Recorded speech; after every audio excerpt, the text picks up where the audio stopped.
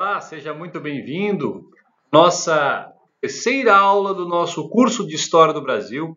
Hoje vamos falar então do período pré-colonial da nossa história. Nas aulas anteriores, nós observamos as navegações portuguesas e espanholas, as grandes navegações, até a chegada ao Brasil. E na aula de hoje, nós vamos ver o chamado período pré-colonial. Um período que vai de 1500 a 1530 da nossa história do Brasil. Esse período que tem um sentido bastante peculiar e com grandes questões que poderão vir a cair aí na prova da ESA. Eu sou o professor Luciano Vernieri e vamos dar início então à nossa aula de hoje. Primeiramente, nós temos que entender que Portugal, ao chegar aqui nesta terra, ele pensou em fazer o quê? Primeira coisa que Portugal pensou em fazer é: vou preservar a posse, certo? Por quê? Porque com a descoberta do novo caminho para as Índias, Portugal estava preocupado com o comércio oriental, ele não estava preocupado com o Brasil. Por quê? Quando ele chegou ao Brasil, e nós temos aquela carta de Pero Vaz de Caminha, explicando ao rei de Portugal sobre a terra de muito bons ares, né, falando dos índios, enfim. Mas ele fala na carta que não havia encontrado ouro e nem prata no primeiro momento. Logo, aqui está o grande ponto. Portugal estava preocupado com o quê? Com especiarias, ouro e prata. Chegou no Brasil e só viu o pau-brasil. Portanto, ele não se preocupou de início. Mas ele também não quis dizer, não, eu não quero. Então ele vai enviar, durante 30 anos do início da história brasileira, algumas expedições específicas para cuidar desta terra. Então, o governo lusitano limitou-se a enviar algumas expedições nos primeiros anos após a descoberta para salvaguardar a posse das terras. Quais foram essas principais expedições? Nós temos aqui 3 principais que estão lá no livro do Gilberto Cotrim ou no livro do Luiz Kochiba, que são os livros da bibliografia da ESA. Nós temos uma primeira expedição, a expedição de Gaspar de Lemos. Ali está a conhecer, mas ele não só conheceu, como também explorou.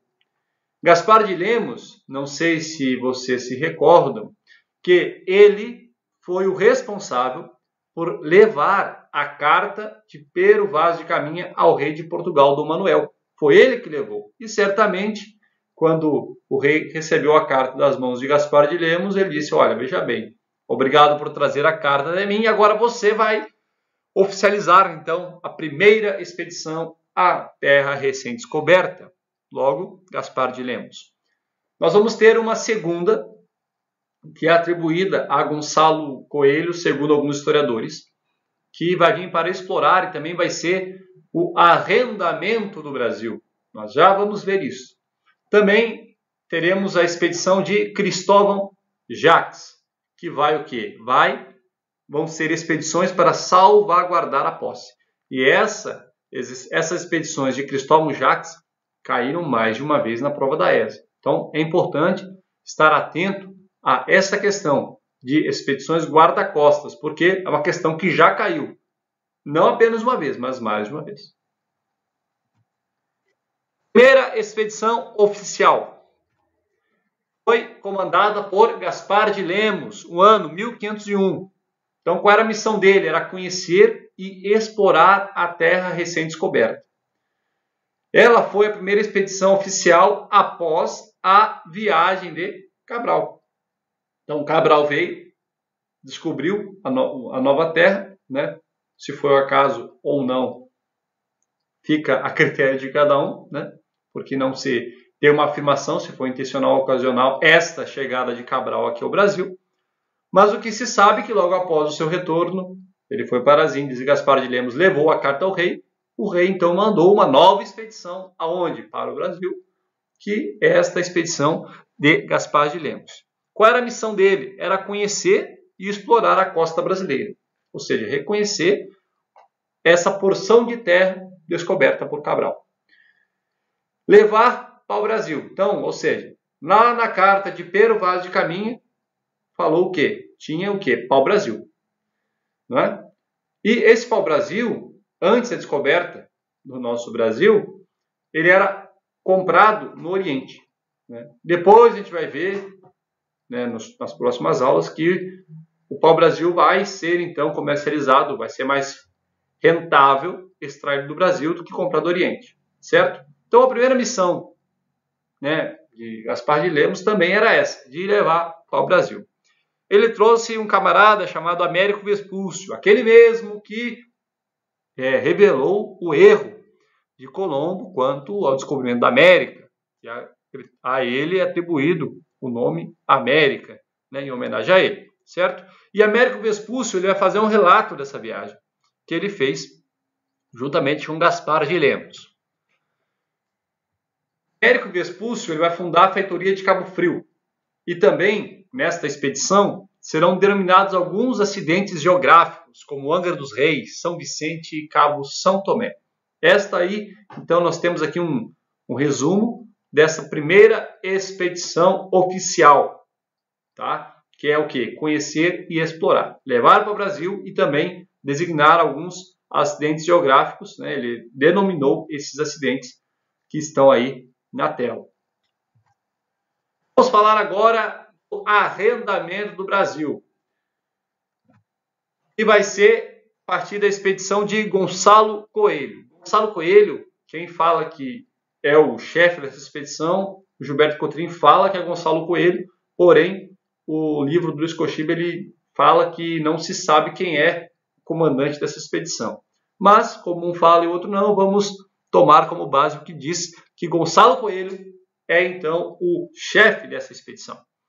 Expedição o que? Exploradora. Ele vai arrendar o Brasil juntamente com Fernão de Noronha, aquele mesmo que mais tarde depois nós vamos ter aí a ilha de Fernando de Noronha, certo? Qual era a questão? Fernão de Noronha, né, ele assinou lá uma concessão juntamente com a coroa portuguesa para exploração do pau-brasil. Ou seja, eles assinaram um termo de um investimento, disse, olha, senhor rei, permite que a gente vá lá no Brasil e extrair para o Brasil. Certo? O rei autorizou, eles vieram e levaram para o Brasil. Eles arrendaram o Brasil através de uma concessão da coroa portuguesa. Essa expedição de Gonçalo Coelho também, né, lá em 1503, também vai trazer quem? Américo Vespúcio. Então nós vemos Américo Vespúcio na expedição de Gaspar de Lemos, lá em 1501, e nós também vemos Américo Vespúcio na expedição de Gonçalo Coelho, certo? Essa expedição exploradora de Gonçalo Coelho, ela vai procurar o quê? Pontos de maior incidência para o Brasil. E também, sim, procurar metais preciosos. Por quê? Porque o ouro e a prata era tudo o que Portugal queria para manter, né, então, aquela questão da riqueza, do mercantilismo, como nós já vimos aí nas aulas anteriores, e também para a troca, né, uma moeda de troca com as especiarias orientais, certo? Só que a gente vai ver que todas as tentativas de descoberta de ouro e prata, elas vão ser frustradas nesses primeiros anos do descobrimento do Brasil. E como eu havia falado, a primeira concessão da coroa portuguesa para a exploração do pau-brasil foi dada a Fernão de Noronha em 1502. Então, lá em Portugal, em 1502, foi dada a Fernão de Noronha a concessão da exploração do pau-brasil. Foi a primeira concessão que a coroa, né, deu aí para poder explorar o pau-brasil aqui no território brasileiro. Certo? Foi a quem? A Fernão de Noronha. Pode ser uma questão de prova. Pessoal, vamos antecipar aqui o fato. Entradas. A gente vai ver nas aulas posteriores, né, logo em seguida, a respeito de entradas e bandeiras. Então já gravem este slide, grave esta imagem, falando o seguinte, que a primeira entrada, antecipando, o que é entrada? São expedições, tá, financiadas pela coroa para procurar metais preciosos. Basicamente é isso. Então a primeira entrada no território brasileiro foi de quem? Américo Vespúcio, em 1504. Então ele veio com Gonçalo Coelho e realizou também a primeira entrada no território. Isso quando? Em 1504. Certo? Vamos falar agora das expedições guarda-costas. as expedições que muito comumente caem na prova da ESA. É o comandante dessa esquadra, das esquadras das expedições guarda-costas, Cristóvão Jacques. Então, tem que saber o nome da expedição, guarda-costas. Eu tenho que saber também quem é o comandante dessas expedições, que é o Cristóvão Jacques. Ele vai comandar essas expedições para buscar deter quem? Os corsários. Lembra lá da outra aula que eu falei que corsário é igual a pirata? Portanto, ele vai deter os espanhóis, ali provavelmente em 1516 a 1519, e vai combater os corsários franceses, de 1526 a 1528. Então, nós temos esses dois momentos, as duas expedições, as expedições guarda-costas, comandadas por quem? Cristóvão Jacques. Qual era a missão dele? Patrulhar a costa territorial do Brasil. É lógico que, para a época, essas expedições elas não obtiveram êxito, devido à grande extensão territorial. E vai ser esse camarada, o Cristóvão Jacques, que vai, então, buzinar lá no ouvido do rei para dizer assim, olha, rei, não tem condições a gente salvaguardar mais a posse da terra, não há outra saída a não ser colonizar o Brasil, mas isso é assunto da próxima aula, certo? Vamos lá. Vamos falar agora de algumas características do período pré-colonial que são bastante próprias desse período. Então nós temos que tomar bastante cuidado com as características desse período, que se diferem bastante do período colonial propriamente dito, certo? Primeira coisa, esse slide, essa tela que está aparecendo aí, é muito importante, porque é aquilo que não houve nesse período. Por isso que ele é um período à parte do período colonial. Porque tudo que nós estamos vendo aí ocorre aonde? No período colonial, mas no pré-colonial não. Que é o quê? A catequese. Então, no período pré-colonial não houve catequese do índio. Não houve. Não houve escravidão do índio. Ah, mas quem cortava madeira eram os índios. Sim, mas a gente já vai ver que era por meio do escambo. Mas calma, daqui a um pouquinho a gente fala sobre isso. Vamos lá. A escravidão africana também não houve.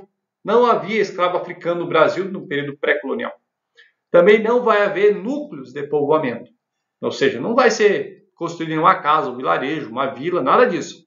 A não ser, a gente vai ver daqui um pouquinho, a chamada feitoria, que eram os locais onde se armazenava madeira, mas nada que se determinasse, aqui é uma vila, a primeira vila do Brasil, não vai ser nesse período pré-colonial. E fixaram uma localização. Tá? Então, ou seja, não se fixou uma vila, eles eram um comportamento um pouco nômade. Como assim? O que é nômade? Nômade é algo que não é sedentário. Ele vive se deslocando. Ou seja, os europeus, eles cortavam a madeira na floresta, na floresta, num determinado momento da floresta ali, que é a Mata Atlântica. Cortava o pau-brasil. No momento que a madeira escasseava, eles iam para outro lugar. E assim iam trilhando a costa brasileira. Ou seja, não fixavam a localização.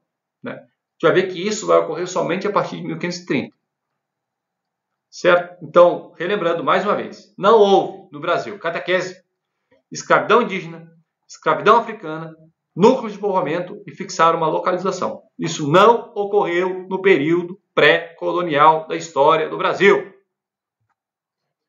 Vamos falar agora um pouco sobre alguns termos que são usados nesta época, ou algumas edificações, algumas terminologias que é importante nós termos o conhecimento. Primeira delas, feitoria. O que é uma feitoria?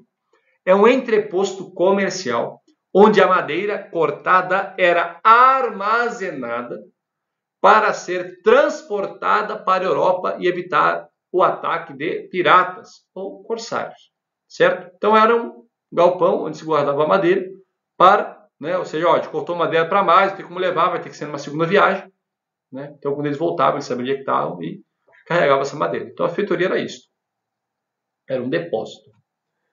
Escambo, muito cuidado com essa palavra, escambo. O que era escambo? Era a forma de pagamento ao indígena, que ajudava o português no corte do Brasil. Então, anzóis, machados, facas, entre outros, qualquer bugiganga, era tudo novidade para os índios. Eles recebiam aquilo, diziam, te dou isso se você cortar aquela árvore. Ele ia lá e cortava, recebia. Então, era um trabalho tanto quanto livre. Então, por isso que não houve escravidão indígena nesse período pré-colonial. Vamos lá, seguindo. O Brasil é o primeiro produto explorado. Então, nunca vai se ouvir falar em cultivo do pau-brasil. O pau-brasil era cortado e acabou. Não se replantava pau-brasil. Ou seja, o primeiro produto explorado, o pau-brasil. E a gente vai ver na próxima aula que o primeiro produto cultivado vai ser o quê? A cana-de-açúcar. Então, muito cuidado com as terminologias. Primeiro produto explorado, pau-brasil. Primeiro produto cultivado, cana-de-açúcar. Muito cuidado com isso. Vamos falar agora de ciclos econômicos. Qual é o primeiro ciclo econômico do Brasil? O pau-brasil. E o segundo vai ser a cana-de-açúcar. Certo? O pau-brasil, rei português, logo declarou o monopólio da exploração do pau-brasil. Ele viu que realmente havia uma certa forma, né, como extrair riqueza do Brasil, e uma delas, no primeiro momento, foi o pau-brasil. E esse monopólio recebe o nome de estanco. Então, cuidado. O que é? Escambo, troca de quinquilharia, bugiganga, enfim. Escambo, é isso. Estanco é um monopólio régio. Então, estanco, monopólio régio. Escambo, troca de bugiganga. Certo? Não esqueçam isso. Os indígenas. Então, vamos falar um pouco dos nativos que haviam aqui, né, as pessoas que já viviam nessa terra quando a chegada dos europeus. Aqui tem apenas 3 tribos, mas são as que principais aparecem na história do Brasil. Né? Os tupiniquins. Basicamente, eles apoiavam os portugueses. E eram os tupiniquins, normalmente assim, uma tribo é rival da outra. E os tupiniquins tinham como rivais os tupinambás, que apoiavam os franceses. E também tinham os aimorés, que eram antropófagos. O que era essas antropofagia? Era comer carne humana, principalmente dos inimigos. Então eles iam lá, matavam um ser humano, que era inimigo, e alimentavam-se do corpo dele. Isso é antropofagia. Bom, beleza, vamos lá. Então, tupiniquins apoiavam os portugueses, tupinambás apoiavam os franceses, aimorés eram antropófagos. Tranquilo, sem problema, isso aqui é introdutório. Tá? A gente vai ver nas próximas aulas, vai ocorrer invasões francesas no Brasil, com apoio dos índios. Os tupiniquins vão se unir a portugueses e por aí vai. Certo? Vamos seguindo. Sistema colonial. O que é um sistema colonial? Era um regime. Né? Esse pacto colonial era um regime de administração entre quem? Entre a metrópole e a sua colônia. Então nós temos uma metrópole. O que é metrópole? É o país dominador. No caso da história do Brasil, que era a metrópole, era Portugal. E a colônia, o Brasil, era o país dominado. Então, era o chamado Pacto Colonial, né? O exclusivo metropolitano, vamos assim dizer. Por quê? Qual era a regra básica desse Pacto Colonial ou do exclusivo metropolitano? São 2 nomes possíveis. Era a restrição da produção da colônia estritamente ao que a metrópole não tinha condições de produzir. Ou seja, a colônia não podia concorrer com a metrópole. Sua função era servir de enriquecimento da metrópole. Era como se fosse, né, como se a metrópole fosse a capital, né, e o Brasil fosse, né, os seus estados. Só que a metrópole estava do outro lado do Atlântico, né, a capital estava do outro lado do Atlântico e o seu território estava do outro lado. Né? Essa era a regra básica do Pacto Colonial. Ou seja, só podia haver comércio entre a colônia e Portugal. Colônia e a metrópole. Certo? Que nesse caso era Portugal. Essa era a regra básica que eu tirei do livro do Gilberto Cotrim. Mais um fato interessante, esse camarada chamado Diogo Álvares. Quem é esse camarada? Ele, entre os portugueses vindos para o Brasil, destaca-se, né, o Diogo Álvares. O apelido dele era Caramuru. Ele naufragou seu navio em 1510, né, na costa da Bahia, e foi respeitado pelos índios da tribo dos Tupinambás, né, que era aliado dos franceses. Então ele foi digamos assim, um mediador entre o colonizador, né, português e os índios, por exemplo, Tupinambás, né, que apoiavam os franceses. Diogo Álvares. Pessoal, aqui existe uma dúvida a respeito de qual é o período colonial do Brasil. O período colonial, ele vamos dizer assim, onde é que subdivide, né? Porque são períodos bastante distintos, como a gente acabou de ver. Período pré-colonial, ele vai de 1500 a 1530. Tá? É o menor período da história brasileira, por assim dizer, período mesmo, né? Ele vai ter período pré-colonial, período colonial, imperial e republicano, que nós estamos hoje. Então, esse período pré-colonial, ele vai de 1500 a 1530.